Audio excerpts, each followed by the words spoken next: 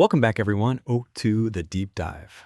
Our mission here is fundamentally simple, right? We're trying to take all this deep, profound knowledge, wisdom really, and boil it down, make it something you can actually use, actionable real-world systems. And today, we're tackling what might just be the single biggest challenge. I think it faces every thoughtful person, every learner really. It's that struggle for consistency. It's bridging that huge, massive gap between knowing what you should do, the profound stuff, the deep spiritual ethical wisdom, and actually consistently doing it day after day, especially when things get tough. So we are focusing squarely on implementation. We're asking the hard question: how do we translate that foundational wisdom, the kind modeled by Prophet Muhammad, peace be upon him, into something predictable, something measurable, a structure we can rely on? And importantly, using really practical tools. Maybe sometimes they feel a bit tedious, but they're necessary. Worksheets, templates, trackers. So this is your deep dive if you're looking for that structure. If you want to build character, build leadership that actually lasts, that's durable. But you feel like you need the blueprint, maybe the scaffolding, to make those good intentions stick. Especially now, right, in this demanding, distraction-heavy world, this AI-saturated era we're in. So our source material for today is all about this practical side. Systemic implementation. We're talking daily microtasks, weekly check-ins, monthly planning. It's really about taking that spiritual model and giving it, well, almost like a modern organizational structure, a professional edge maybe.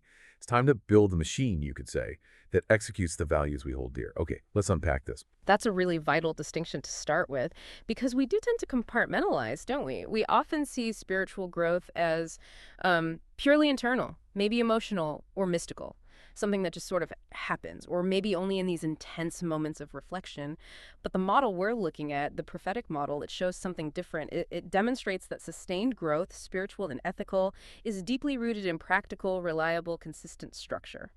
So our mission today is exactly that, extracting those actionable methods, the ones that ensure character and leadership aren't just nice ideas, but that they flourish practically through, rigorous, daily, measurable discipline. I think, first off, we have to face a basic reality. It's a psychological thing that just stalls so many people, and it's that motivation.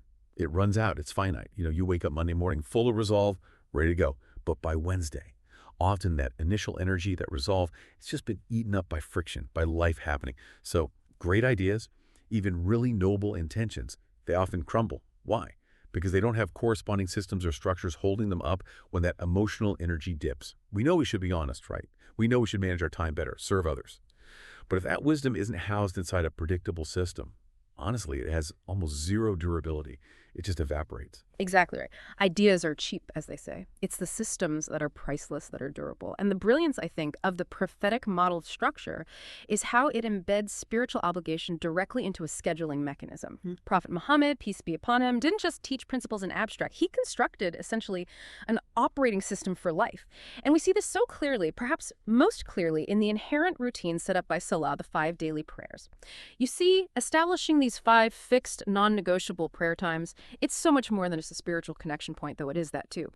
Structurally, it imposes this measurable, predictable grid onto the entire day. Think about it like 5 micro deadlines throughout your day. Fajr, the dawn prayer, it forces you to think about your morning, manage your sleep.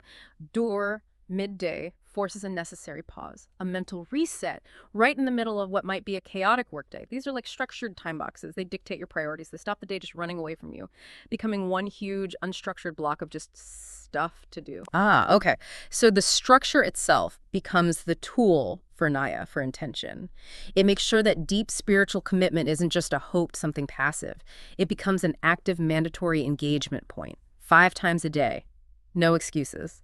It shifts discipline from being this occasional burst of effort to more like a continuous flow. That's the synergy, exactly.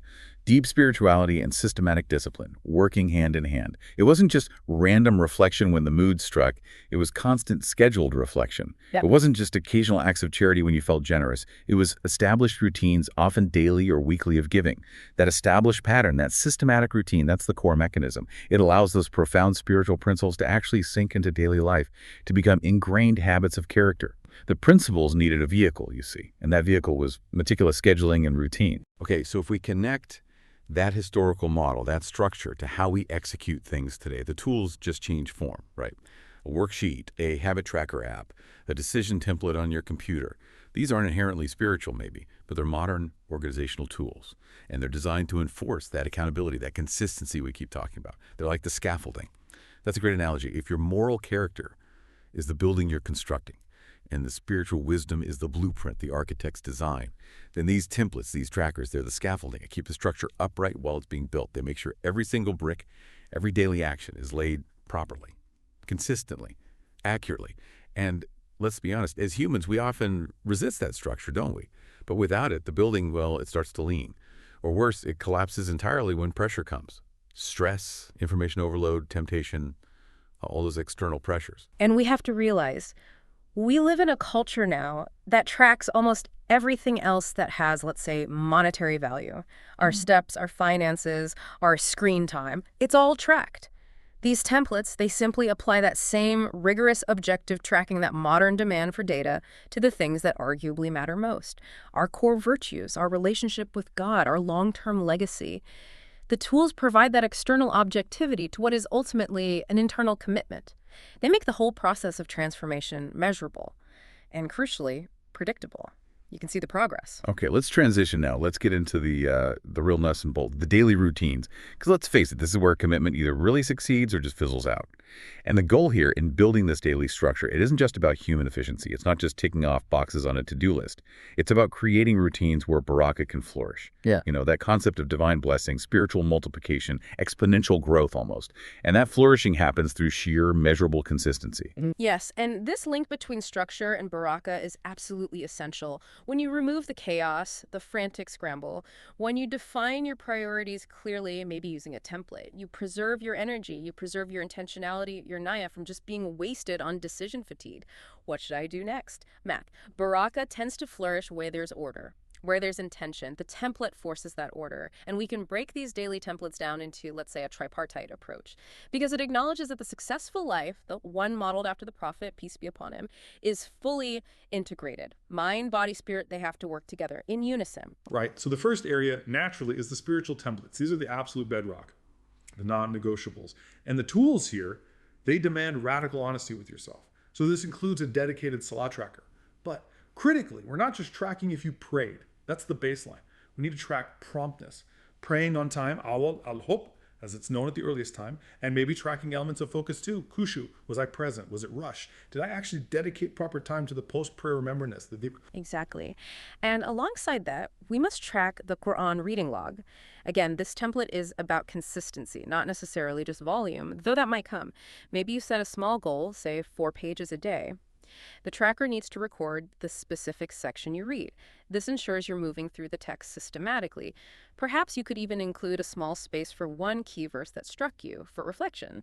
This transforms reading from maybe a casual thing you do when you feel like it into structured, systematic study.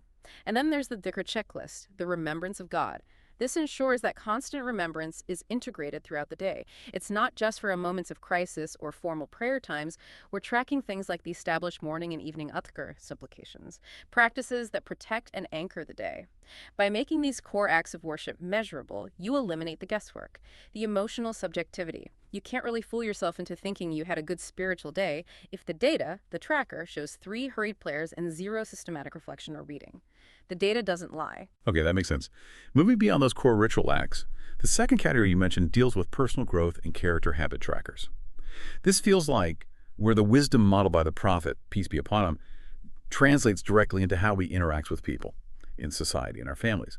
The source material we look at highlights tracking specific, often challenging virtues, things like honesty, patience, generosity. But I remember a critique noted something important here. Just saying track patience is, well, it's a bit vague, isn't it?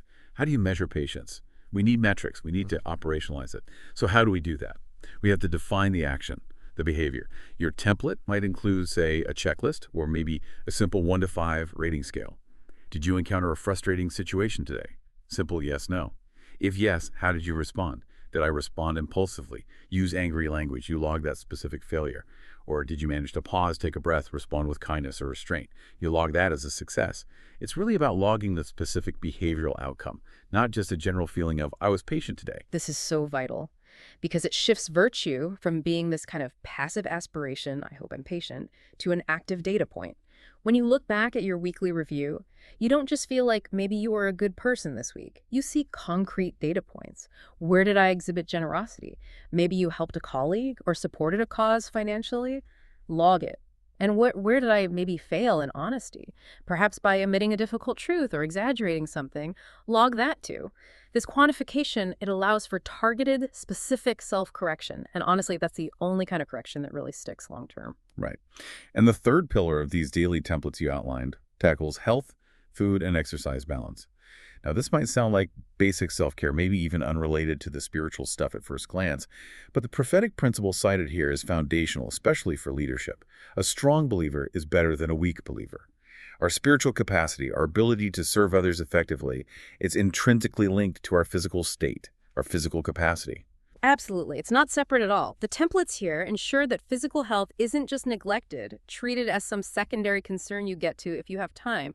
We have to track the necessary balance, sleep, for instance. Not just the number of hours, but consistency. That's essential for cognitive function, emotional resilience. We track food intake, focusing on wholesome, moderate consumption, avoiding extremes, as the Prophet advised. And, crucially, we track physical exercise, some form of regular movement. Neglecting the body is essentially neglecting the tool, the vehicle. It has to carry out the spiritual, moral, and leadership mission you're trying to fulfill. You can't separate them. What's really striking here, I think, is this integrated view of success. It's a complete rejection of that siloed approach we often fall into. This is my spiritual life over here, this is my professional life over there, and this is my health. The prophetic model demands total integration. You can't really separate spiritual discipline from physical strength or mental clarity or consistent character traits. The structure, the templates, they ensure the whole person, healthy, integrated, is moving forward consistently. Okay, so once we've got those daily consistent micro tasks, hopefully lock down the spiritual foundations, the character building, the health checks, we need to scale up that structure, right?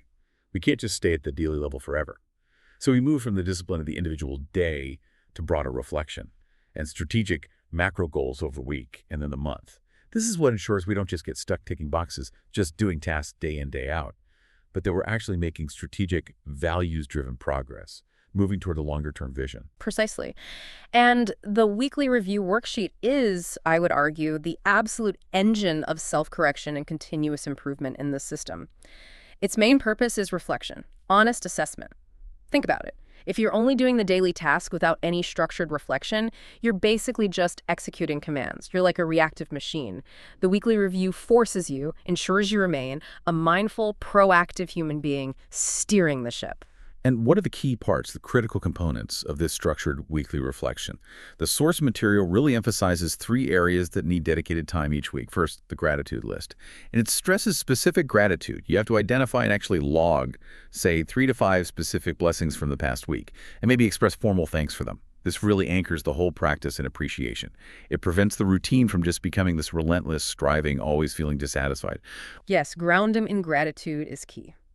Second, you must clearly note your wins. What actually worked this week? Did you maintain your Salah consistency goal? Did you successfully navigate that difficult conversation with patients, like you logged daily? Logging these positive moments isn't about ego. It reinforces the good behavior. It shows the system is working. And third, and this is tough but crucial, you must rigorously analyze the challenges faced. But it's not just listing problems, it's analyzing your internal response to those problems. Where did the structure or my adherence to it fail? Did I react impulsively because I was exhausted? Okay, that points to a failure in the sleep tracker consistency. Did I fail my patient's goal because I hadn't prepared adequately for that meeting? That might indicate a failure in time management or planning. You trace it back. Ah, I see. That deep analysis of failure connects directly back to your daily trackers. It creates a feedback loop. You find the root cause, not just the symptom that popped up. And this whole process, this weekly accounting, you could say, it links powerfully back to the established prophetic practice of the weekly gathering, the Jumu'ah prayer. Absolutely, the connection is very strong.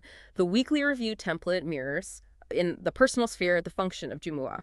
That day serves as a formal focal point for both collective and individual realignment within the community. It's a scheduled pause, a reset.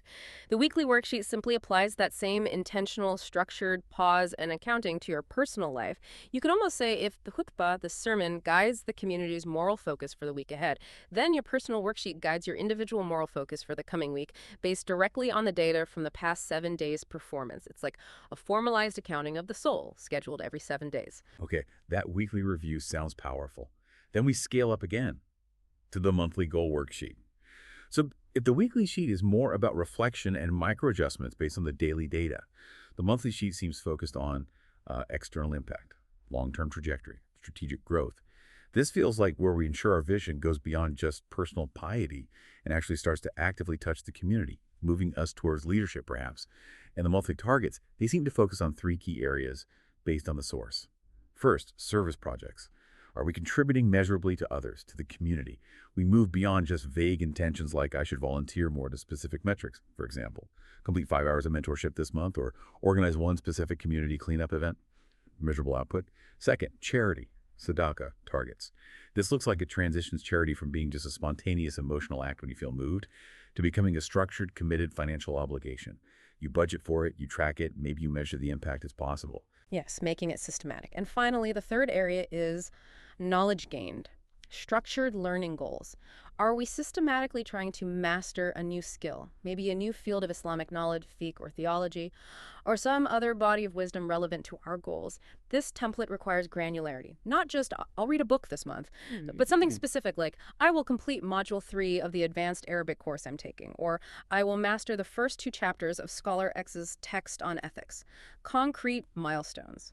This whole systemic view, daily tracking, feeding, weekly review, feeding monthly goals is just foundational for sustainable growth and leadership. It builds momentum.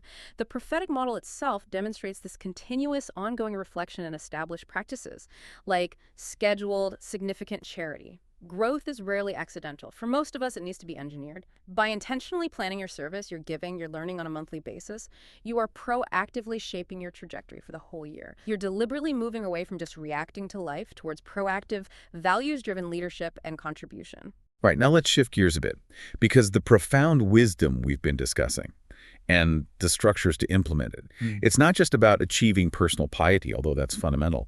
It's fundamentally about how you exercise leadership, how you influence others justly, and actually the sheer consistency and the ethical stability that you build through those daily and weekly routines, that creates the internal capacity you need to make robust, sometimes swift, ethical leadership decisions under pressure. That's a critical link. When you look at the complexity of the modern world, think about high-stakes fields: technology, finance, government, medicine. Ethical decisions rarely come easy, do they? They're often pressurized, fast-paced, ambiguous, full of trade-offs. Therefore, the decision-making process itself, it has to be structured. It needs to be pre-vetted against established moral frameworks. We simply cannot rely on spontaneous moral courage kicking in when we're under intense pressure. We need a system. Okay, here's where it gets really interesting for me, because we need a system for, like, rapid ethical triage. How do you make sure that a decision you might have to make in 5 minutes still adheres to those foundational, timeless values? The source material outlined a really powerful tool here, a decision matrix. Essentially, a template designed to filter any high-stakes choice through 3 essential, non-negotiable screens or filters. Let's try a concrete example, something relevant today. Imagine a CEO is considering automating a key department. They're looking at a new AI system. It promises massive efficiency gains, cost savings, but it will mean laying off, say, 100 dedicated, long-term employees. How do they run that decision through this matrix? Okay, filter number 1. Is this decision aligned with Allah's pleasure? This is the ultimate ethical baseline. It goes right to the core intent, the niyyah, and the fundamental morality of the action itself. Is the motivation here purely greed, just maximizing profit at all costs? Or is there a genuine argument for long-term sustainability that might ultimately benefit a broader community, perhaps preventing the whole company from failing later? Does the action itself, the act of a mass layoff without due care, violate established Islamic ethical boundaries regarding the treatment of workers, fulfilling contracts, providing for families? This first filter grounds the decision in spiritual reality, beyond just the balance sheet. Okay, that's the foundational check. Filter number 2. Is it just and fair? This seems to address the immediate, measurable impact on the people involved, the stakeholders. So for the AI layoff example, this filter demands analyzing the impact on those 100 employees. Is the company offering adequate severance pay? Is there support for retraining, finding new roles? Does this decision disproportionately harm a specific group, maybe older workers or a particular demographic? Justice, fairness, it's non-negotiable in the prophetic model. It demands equity, even when efficiency is pushing hard in the other direction. Exactly. Justice is paramount. And filter number 3. Is it sustainable in the long term? This is crucial because it prevents that kind of short-term gain that leads to long-term systemic damage or moral bankruptcy. In the layoff example, this filter forces questions like, will the immediate cost savings actually erode employee trust and morale across the entire organization? What's the ripple effect? Will it damage the company's reputation in the community? Make it harder to hire good people later? Does the shift create a risky long-term dependence on a potentially brittle, maybe opaque technology that we don't fully control?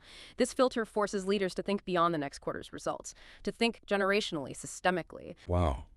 That tripartite matrix, God's pleasure, justice, sustainability, it essentially serves as the organization's or the individual leader's institutionalized conscience. It demands that moral considerations, not just efficiency or profit, have a formal, measurable input into the decision-making process. But okay, even with a clear matrix like that, a wise leader following the prophetic model knows they don't have all the answers themselves, right? Which leads us to the crucial need for consultation, for Shūrā. Absolutely fundamental. The Shūrā sheet, the consultation template mentioned in the sources, is critical here. It formalizes that wisdom-gathering process. It prevents it from being haphazard or biased. It's a specific template that prompts the leader to conduct necessary consultation before any significant action is finalized. It might even require the leader to mandate something like, for decisions of this magnitude, I must consult at least 3 diverse, knowledgeable individuals before signing off. The sheet itself would specify the scope of the question being asked. It requires the leader to list who is being consulted, specifically aiming for diversity of thought, maybe including people known to disagree or see risks. And crucially, it might demand a written summary of any significant dissenting opinions raised during consultation. This actively mitigates the huge risks of groupthink, of executive pride, or just surrounding oneself only with people who say yes. That makes a lot of sense. And then finally, there's the delegation template. Because effective leadership, especially as things scale, requires real organization, not just trying to do everything yourself, not micromanagement. The source material points directly to the highly organized, distributed command structure that Prophet Muhammad, peace be upon him, modeled. Appointing governors, specialized teachers, military commanders, envoys for specific tasks. It was very structured. So this template ensures that delegation isn't just casual offloading of tasks. It's structured empowerment. It tracks who is appointed to which specific role. What is their clearly defined scope of authority? What are the boundaries? What are the measurable success metrics for their role or task? How will we know they've succeeded? And importantly, what does the accountability feedback loop look like? For instance, the template might define that the person delegated to must report back weekly on metrics X, Y, and Z, not just let me know if there's a problem. This turns what could be an overwhelming leadership burden into a manageable organizational chart, but one rooted in clarity, trust, and mutual accountability. Okay, let's bring this right into the present moment. The 21st century, the AI era. It's characterized by, well, incredible technological power on one hand, and paradoxically maybe unprecedented human chaos on the other, driven by information overload, constant change, digital distraction. So these templates, these structures we've been discussing, built on timeless wisdom, they seem to act as a crucial filter, don't they? A moral and mental filter. I think that's exactly right. The challenge today for most of us isn't a lack of information. It's the sheer volume, the deluge. We are drowning in data, notifications, recommendations, social media noise, all demanding our attention. And if we don't have a structured, values-based filter to sort through it all, we either become paralyzed by choice or just constantly reactive, pulled in a million directions. Now, we absolutely acknowledge the utility of modern tools, digital habit trackers, productivity software, project management apps. It can be very helpful. But the essential instruction that comes through from our sources is that the technology, whatever tool you use, must be rooted firmly in the principles of the Qur'an and Sunnah. The technology is just the vehicle. The wisdom has to be the roadmap, the driver. If your fancy app efficiently tracks your workout routine, your email response time, your steps, great. But if it fails to track your daily Salah consistency or your progress on that patience tracker or your Qur'an reading goal, then subtly the technology starts guiding your values rather than the other way around. The templates we've discussed ensure that the most important metrics, the spiritual and character metrics, are always front and center. They're at the top of your personal dashboard. That intentional focus, driven by the template, forces a crucial values-driven prioritization. And that, I think, is the key to combating information overload. When you have a structured template dictating your non-negotiable spiritual habits, your character goals for the week, you have an immediate set of priorities that automatically filters out a lot of the noise. This kind of structured focus is probably the best preventative medicine against the burnout and distraction caused by just too much data, too many demands on our attention. Fundamentally, what needs to be done first, regardless of what the latest news alert or AI recommendation engine is suggesting you look at. And if we connect this to the bigger picture, especially in the professional world, think about these large global organizations now operating with AI deeply embedded in their processes. Structured worksheets, ethical accountability mechanisms like that decision matrix, they become absolutely vital for ensuring teams remain grounded, ethically grounded. When algorithms are relentlessly driving purely for efficiency or engagement or profit, human decisions, human oversight must be firmly rooted in justice, fairness, sustainability. These templates provide that built-in human-centric check against purely algorithmic or efficiency-driven outcomes that might completely lack a moral foundation or have unintended negative consequences. The decision matrix we talked about, for example, it's like the ethical override button in the system. It provides clarity, stability, a moral compass right in the face of rapid, sometimes disorienting technological disruption. They help define success not just by the speed of the algorithm or the quarterly profit, but by the stability and integrity of the organization's ethical core. It fundamentally redefines success, doesn't it? In the face of all this complexity and speed, the templates provide stable anchors, points of reference. They define success not just by external metrics, which can be really volatile market performance, clicks, whatever, but by internal, durable metrics, metrics of justice, character, spiritual consistency, things that last. Okay, we've covered a lot of ground. The whole spectrum, really. Daily consistency, weekly reflection, monthly strategy, even leadership structures and decision-making. So the crucial final step, it seems, is to synthesize all of this, to bring all this intellectual scaffolding together into one cohesive working system. And the sources suggest consolidating this into what they call the personal action journal. This is where all the different templates live together, where they can cross-reference each other, and where they become living documents, not just static forms. Exactly. Think of this journal as your personalized operating manual for life, but one that's built on prophetic wisdom, on core principles. And it needs structure itself, of course. It needs probably 3 clearly defined, cross-linked sections to house the various templates we've discussed. This ensures that one level of structure naturally feeds into the next. Daily informs weekly, weekly informs monthly. So section 1 is the daily section. This is your high frequency zone, your high detail tracking area. It needs those templates for Salah, consistency, maybe with little notes on khushu, focus, your Qur'an reading log, and those key personal habit trackers like honesty or patience ratings. This section needs to be highly visible, something you check or fill in multiple times a day. And the data you collect right here, this feeds directly into your weekly assessment. It's the raw input. Okay, daily tracking. Then section 2 is the weekly section. This is your reflection and recalibration space. And it needs a designated time slot, right? Maybe Friday afternoon, as you mentioned, tied to Jumu'ah, mandatory time blocked out. This section holds that detailed weekly review sheet we discussed. Your gratitude lists those specific blessings you noted down. And, crucially, the assessment of how well you actually met your monthly goals during the past week. Did your daily actions align with the bigger picture? It's the moment where you acknowledge the wins, you analyze the root causes of failures you spotted in your daily log, and you set maybe 3 concrete, specific adjustments or focus points for the coming week. Real course correction. And finally, section 3 is the monthly section. This is the strategic planning deck, the long-term vision space. Here you track your major long-term goals for the year. Your service accountability targets, did I complete those mentorship hours? Your structured learning progress, did I finish that module or those chapters? And this is also probably where those higher level tools live, like the decision matrices for big choices, or the delegation sheets for significant projects you're overseeing, whether they're professional or personal community work. Now look, just possessing the journal, even filling it diligently, that gets you maybe 90% of the way there. But there's a final crucial piece. We have to address the inherent human resistance we all have to being tracked, even by ourselves, that psychological friction, that temptation to just skip a day or fudge the numbers. So the crucial final step is the accountability mechanism. Wisdom requires systems, we said that. And systems, to really stick, absolutely require shared external accountability. The source material is quite clear on this. It instructs that you must share this journal, or at least key elements of it. Maybe just the weekly review summary and the monthly goals. Share it with someone you trust. A mentor, maybe your spouse, a trusted friend, an accountability partner, someone who gets it. This simple act of sharing, it moves the commitment from being just an internal, flexible promise you made to yourself.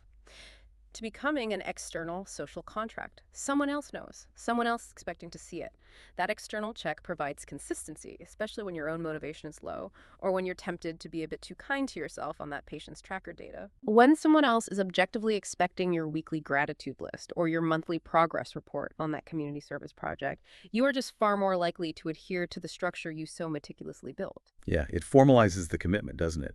It turns potential private shame about slipping up into shared motivation to stay on track.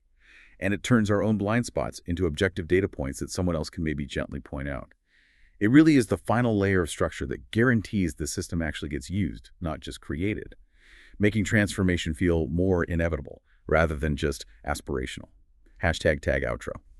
So let's wrap up this deep dive then. Let's crystallize the key takeaways. We started with that observation that great ideas, even the most profound prophetic wisdom, often fail simply because they lack structure. And we end, I think, with a fundamental, maybe even liberating insight. Wisdom only becomes real transformation, only builds ethical stability and sustainable leadership through structured, measured routines. That's the core message. And the life of Prophet Muhammad, peace be upon him, demonstrated this perfect synergy. The highest spirituality, yes, but also the most meticulous, practical discipline. It proves that reaching the highest level of human achievement requires not just good intentions, we all have those, but requires perfect, well-utilized systems. And in our complex modern world, these tools, worksheets, trackers, templates, journals, they aren't just administrative burdens to sigh about. They are the necessary tools, the mechanisms for making prophetic living practical, measurable, and consistent day to day. They are essential for translating timeless ethics into predictable daily execution, especially amidst all the noise. Which really raises an important final question, something for you, the listener, to contemplate as you perhaps begin to build your own system based on these ideas. How do you ensure the structure you build, the templates, the trackers, the journal itself? How do you make sure it serves the wisdom, serves the spiritual goal, and doesn't become the goal itself? The structure should be your servant, right? Ensuring consistency. It should never become your master, consuming all your focus at the expense of genuine presence, genuine niyyah, genuine connection. Finding that balance is key. That's a great point to ponder. Okay, to put all this into immediate action, here are 3 concrete steps you can take today, right now, directly inspired by the specific structural tools we explored. 1. Design your own simple Salah and Qur'an tracker. Keep it basic to start. Focus on one quality metric, maybe promptness for Salah and consistency, pages read for Qur'an. Don't just track if you did it. Track the quality. Commit to tracking this daily for the next 30 days. Put the tracker somewhere physical, you'll see it often. 2. Establish your very first weekly reflection ritual, maybe this Friday. Specifically, commit to noting down 3 specific, detailed blessings for your gratitude list. And really analyze why you feel blessed by that thing to anchor yourself in appreciation. And 3, create a foundational, maybe even just a mental decision-making template based on that first core question. Does this align with Allah's pleasure? Use this as your very first filter for any significant choices, big or small, that you face this week. Just start there. Start building the system now. Let the wisdom finally find its vehicle.